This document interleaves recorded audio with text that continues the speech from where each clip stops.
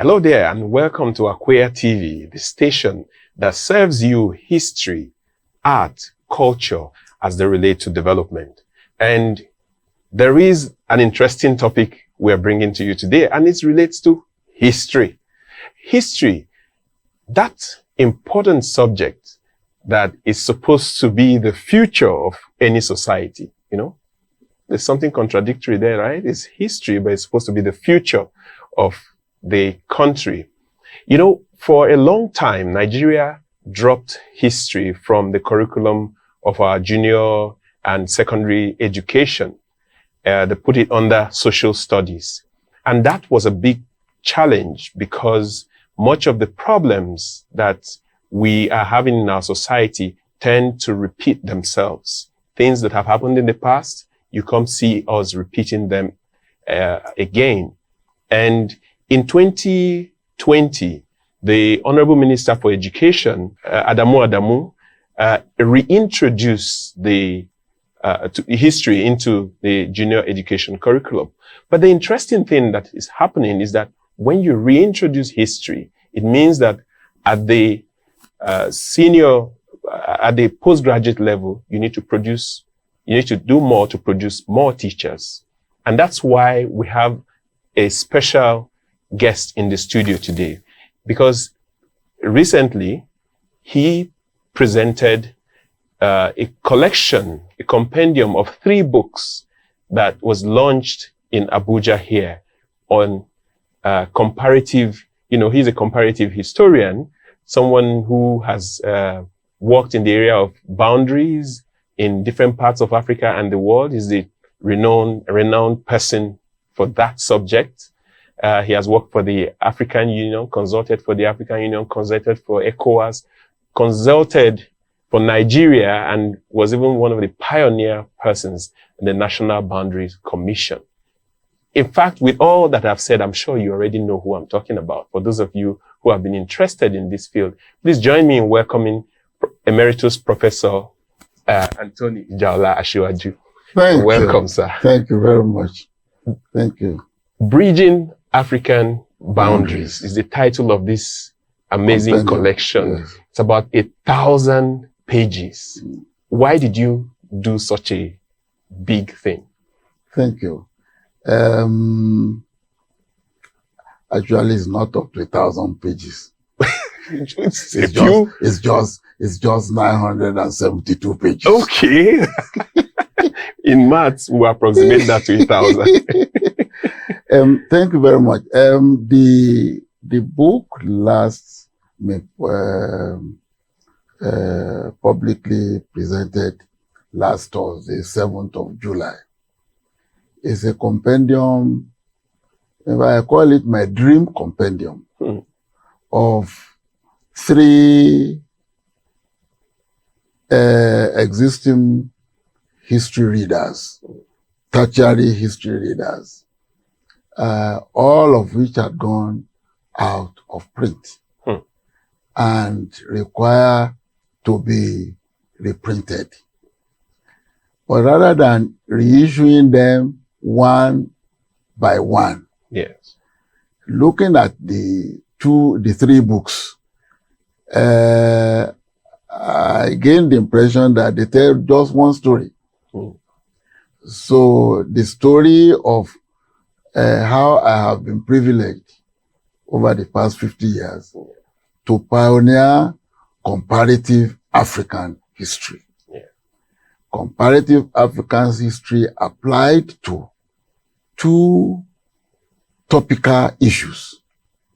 The first, which was introductory, is about comparative colonialism, the impact of different colonial overrules, different colonial styles on African people. That's Western Yoruba land under European rule was the first case study. Okay, that was in 1971. That was my PhD in 1971. Wow. Which 51 years ago. Yes, which got revised and published in the Ibadan History Series. Okay. A prestigious series published by Longman, and my own title was published in 1976. Then, as I said, that was a first case study of comparative impact of French and British rule on the Yoruba as tried in Nigeria, Dahomey, now Benin border. Okay. One of the problems encountered in that work was that because it's a pioneer case study, there was difficulty in generalizing the methodology and the findings. That suggests that there is need for more comparative studies to be done in order to see whether the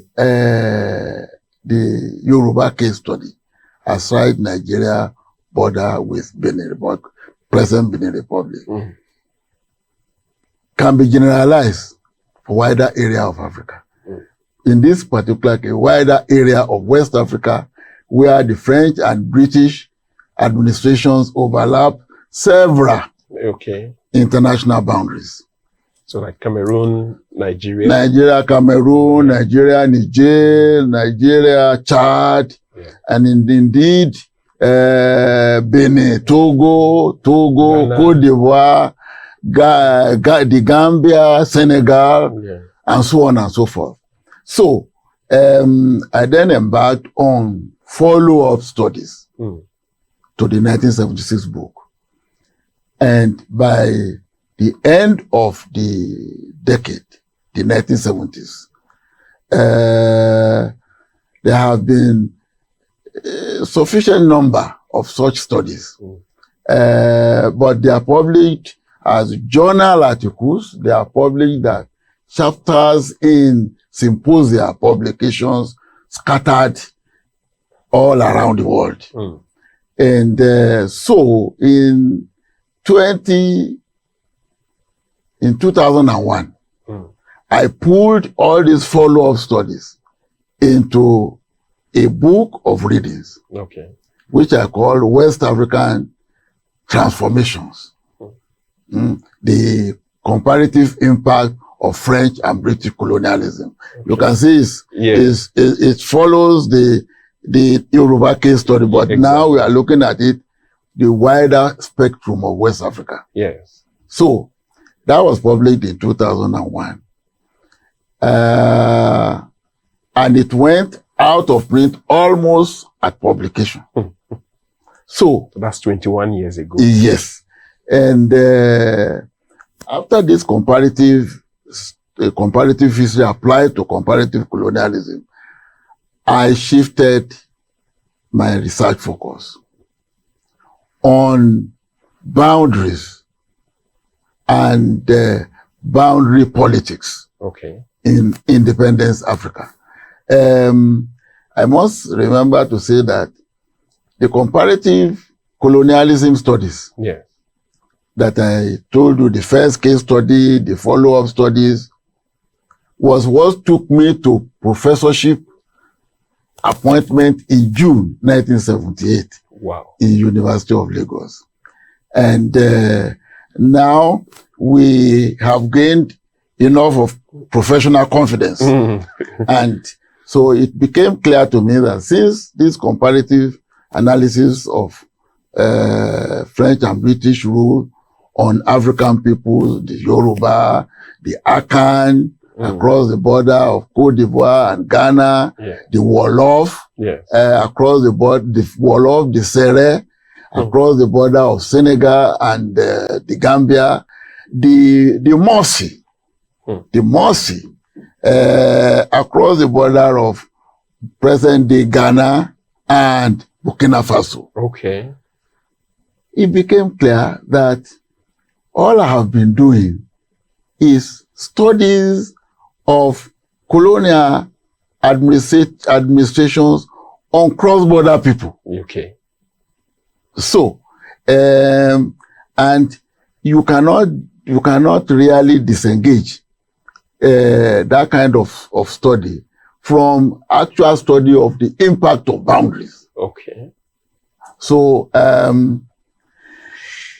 in order to do this generalization, I embarked on 2 projects after professorship. Okay. The first is to see how the cross-border colonial administrative impact studies that I've done for West Africa can be generalized for the whole of Africa. Oh. Yes. And the original intention was for me to checklist people like my people, the Yoruba, partitioned by colonial boundaries. Yes. Now, I've seen them in West Africa. As I've said, the Akan across the border of Cote d'Ivoire and Ghana. The Morsi, Ghana and Burkina Faso. At that time, Upper Volta. And it seems the Twi. The Twi are also on. They are also, but they are smaller. They are a smaller group. They are a smaller group. But the Wolof, the Wolof are a particularly exciting example of Senegal and the Gambia. Okay. The same people. And of course, there have been studies. I've tried my hands on the Hausa across the Nigerian border and Niger, but not to the same depth as Nigeria-Benin border.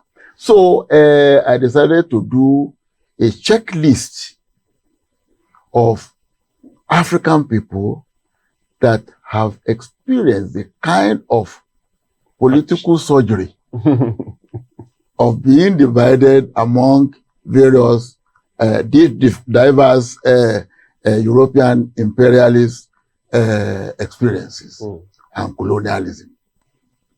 That was the simple definition. That was the simple research project that I put before the Senate Committee in University of Lagos for funding. Okay.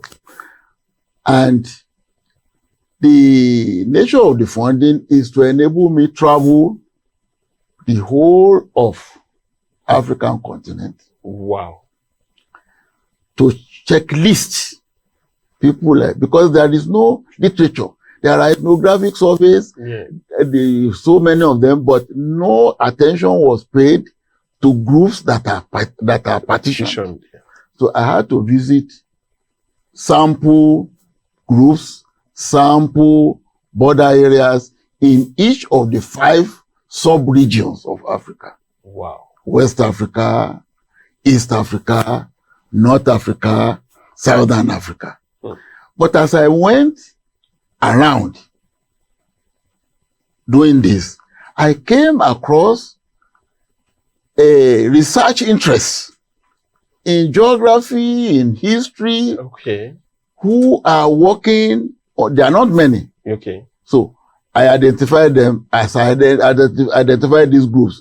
I identified people who have worked on them. The result was that rather than come out at the end of the research project with just checklists, I commissioned case studies that enjoyed regional balancing between the regions.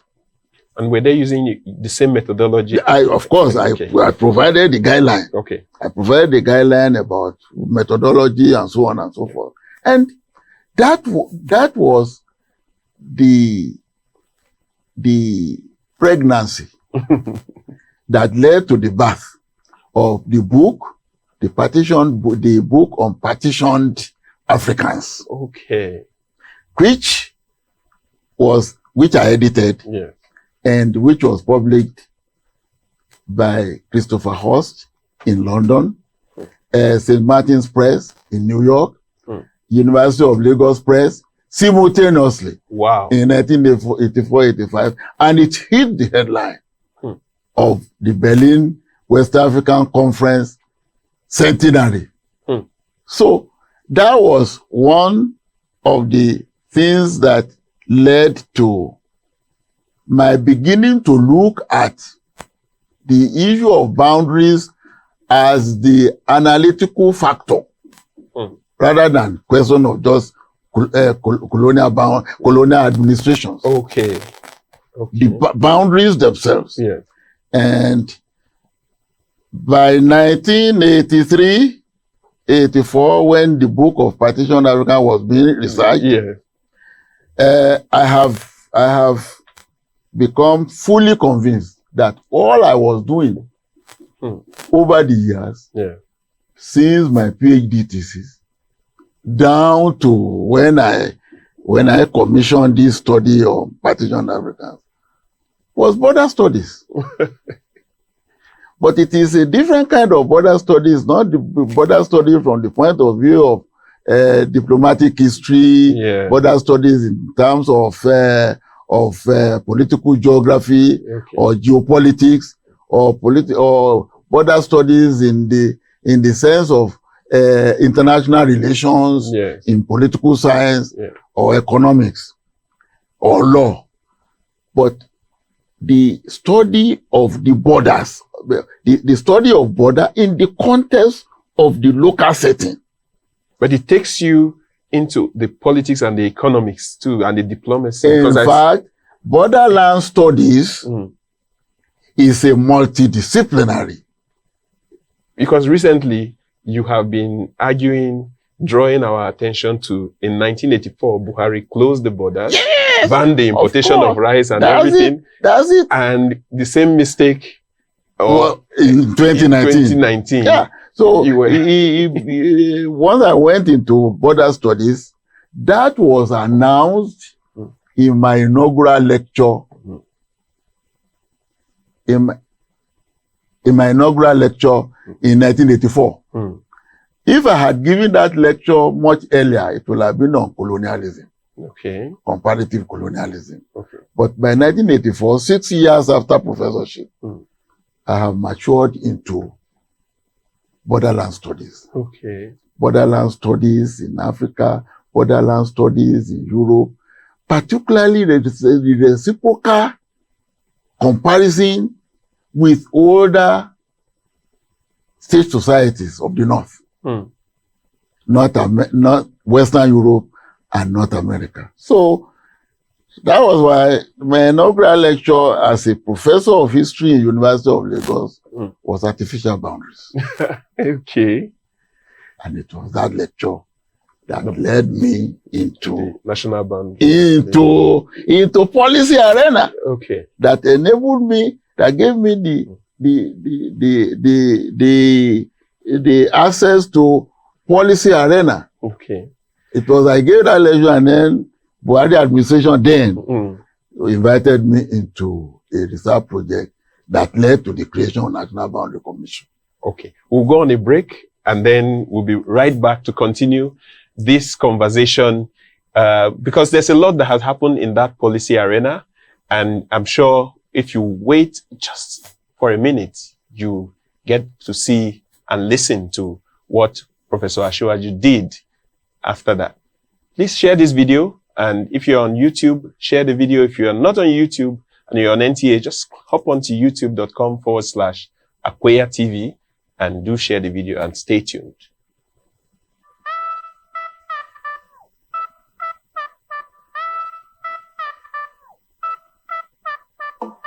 The way you do me, I'm getting confused. Hi, my name is Zita, and you're watching Akweya TV. This is Akweya TV. I encourage you to watch it. This is where you get to hear and know about the Akweya people. Akweya TV.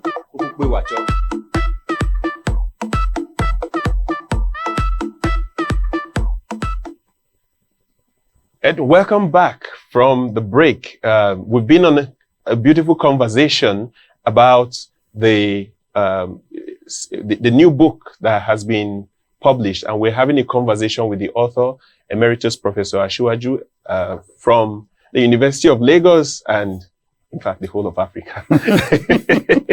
So you have gone into this policy arena, yes, and done a lot in borderlands studies. Yes. But before that, what did you notice as the difference between how the colonial, or the French handled the Africans, the African and how subject.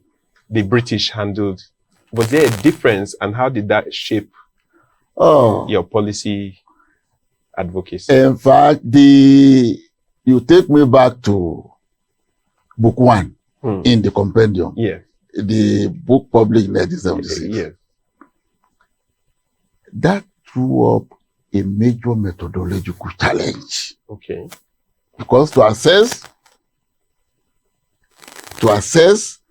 both the French and British colonial impact on one single African people, Yes.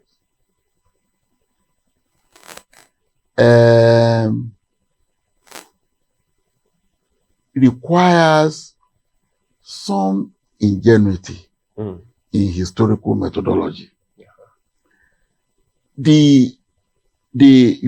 History is study of development in time. History of development in time. Yes. Study of development in time. Okay. So for the historian, for orthodoxy, chronology is critical. Okay.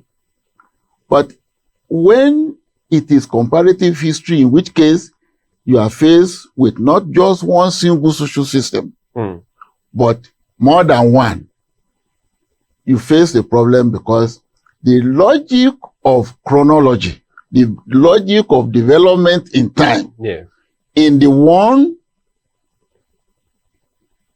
does not agree with the logic of development in time in the other social system. Okay, I thought it should be easy. Okay, so you have market here, you have a market here, the same people. You see, the development, historical development, the trajectory of French colonialism, of the Yoruba in what they originally called French Dahomey. Yes. It's not the same. It's not the same as the British colonial history, acquisition of land and development of administrative mechanism in the Nigerian side, on the Nigerian side. Okay. The result is that I had to invent my own chronology because I insist that this is a study in history. Yeah. So the first 2 chapters relate to the discussion of pre-partition. Okay. The pre-partition, the same people, the same historical experiences, the same challenges, up to the intervention of French and British imperialist rivalry. Exactly. In the bigger era of African, the scramble for Africa and partition. That was okay. But when it comes to looking at what are the differences or are there similarities, I decided to go on I decided to go thematic. Okay. Okay. I looked at the 2 in 1 chapter on what the effects have been on political institutions of the people, the chieftaincy institutions.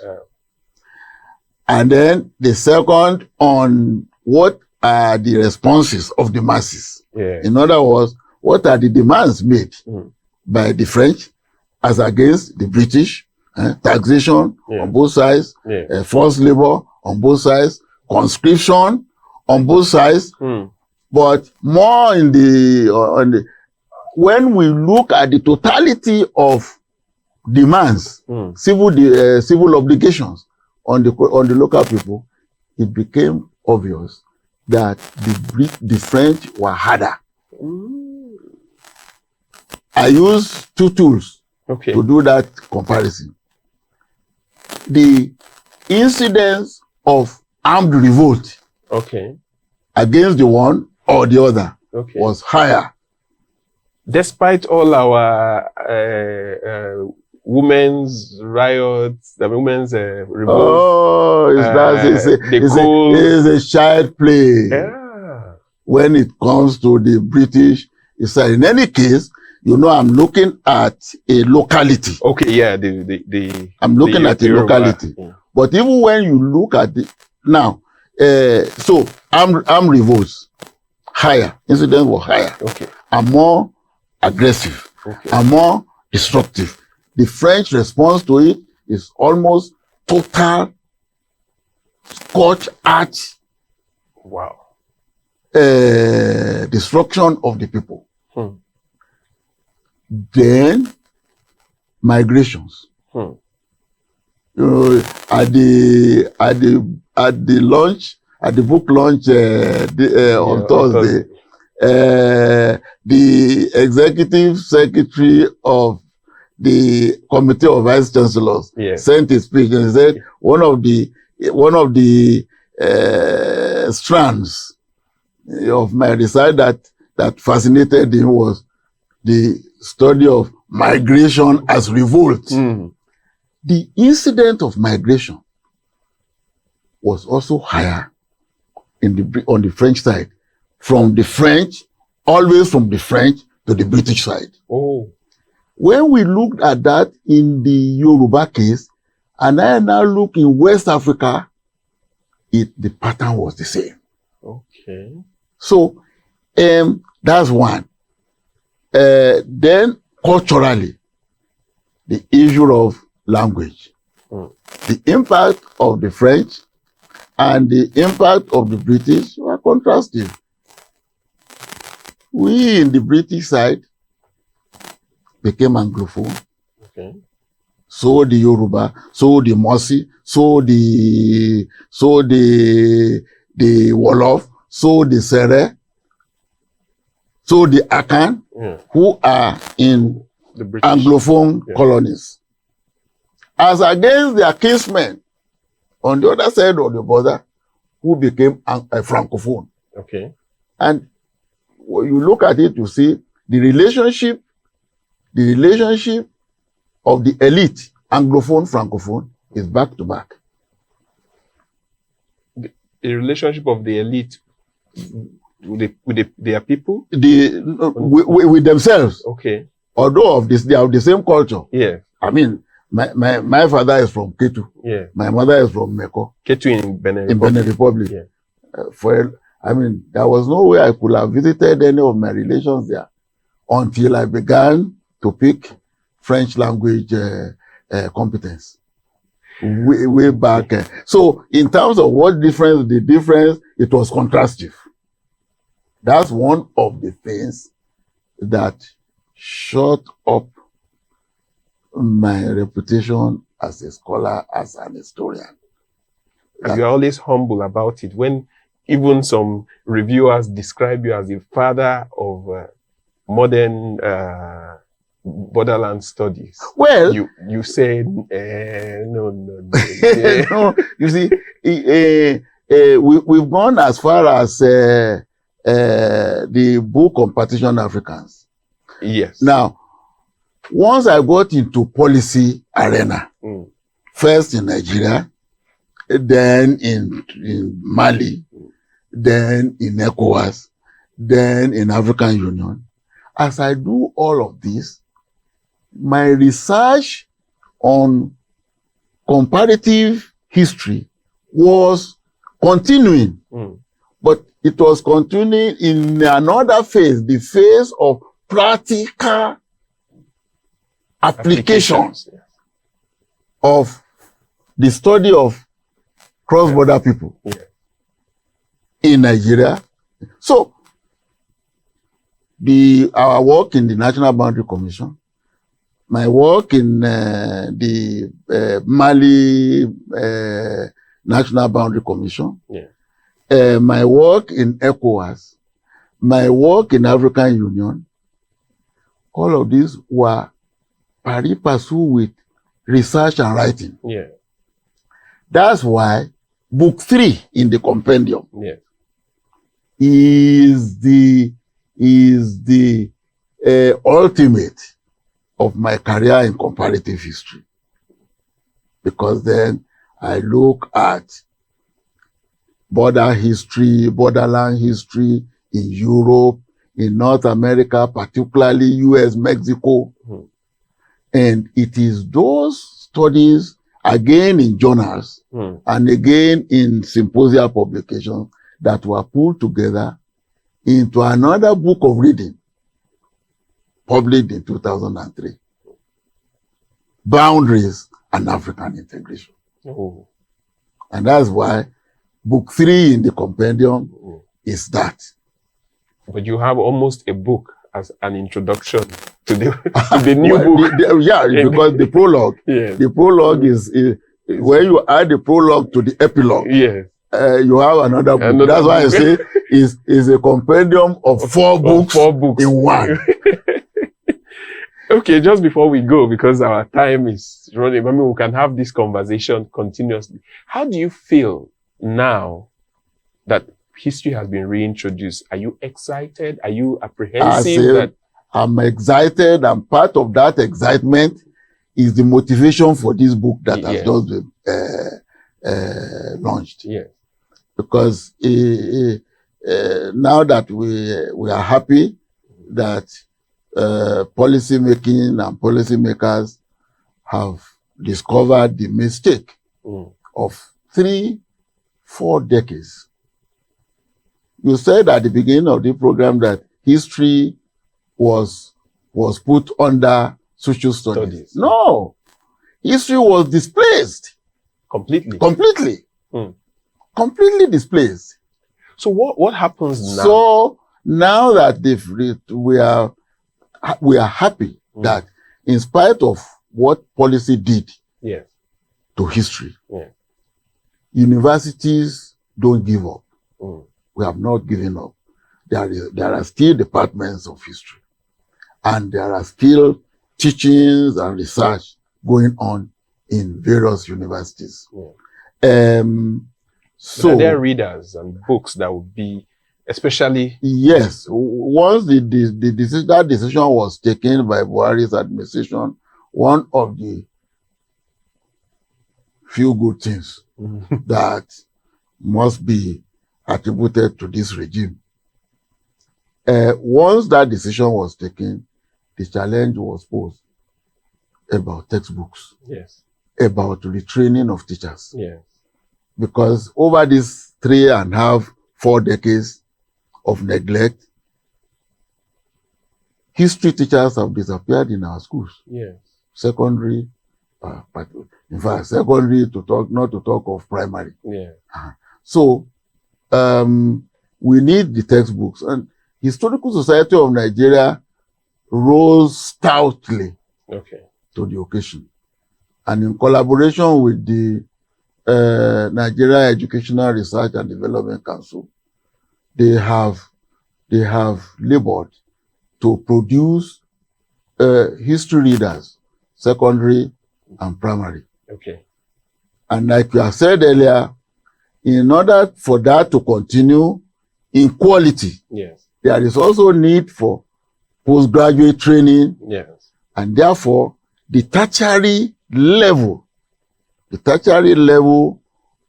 textbook production becomes obligatory once again. And the book we have just launched is one of that effort. Wow. Thank you very much, sir. And we look forward to having you a lot more, because we had you before discussing Nigeria, Cameroon, and the Bakassi issue. There are so many times I'm sure we're going to have you on Akweya TV, because history, taking us back to the basis of where we are, is important. And we hope when we call upon you, you'll be with us again. Although you know that Akweya TV is my TV. You are welcome anytime. I will be glad to be here at any other time. All right. Thank you very much, sir. And for those of you who have been with us on NTA and on YouTube, you've seen, and heard yourself the importance of history. Professor Anthony Asiwaju has already told us what we need to know, but there are so many things that when we interact with him some more, you're going to hear, for instance, that history is a discipline that goes into every space. So history is everything, and everything is history. Exactly. You've heard it here. So you have the history of the internet, you have the history of social media, you have the history of technology. Yeah, and so many more. If you're enjoying this, we'd like to hear your comments. So send us your comments in the comment section if you're on YouTube. If you're not on YouTube and you need to send us you can send us a WhatsApp on 090-44-800-200, or you can see us on all the social media platforms at AKWEYATV. Thank you for staying with us and keep sharing the video.